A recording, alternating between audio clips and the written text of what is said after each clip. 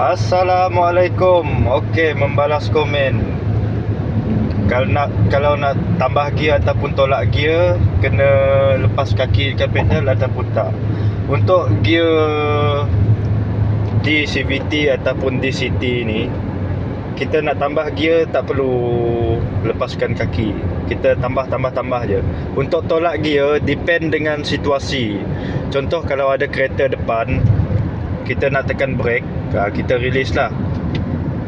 Kita release kalau kita ada kereta depan. Tapi kalau kita nak overtake pula, lain ceritanya. Kita staykan kaki pada pedal minyak, lepas tu kita boleh release gear dan kita boleh memecut lah. Kita boleh minyak depend dengan situasi lah.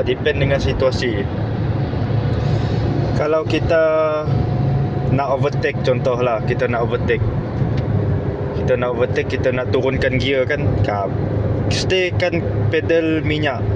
Stay je, tekan je pedal minyak, release je gear.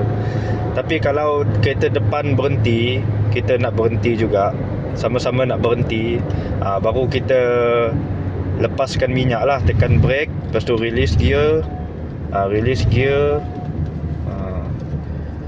Untuk kita dapatkan engine braking. Itulah kira fungsi dia lah. Contoh kita nak tambah gear lah, tambah gear, tambah je, tak perlu lepaskan pedal. Sebab gear ni manual, tapi dia auto lah, dia ada dual clutch, untuk mengawal clutch dan gearbox. Okey, saya harap penjelasan saya yang ringkas ni dapat difahami lah.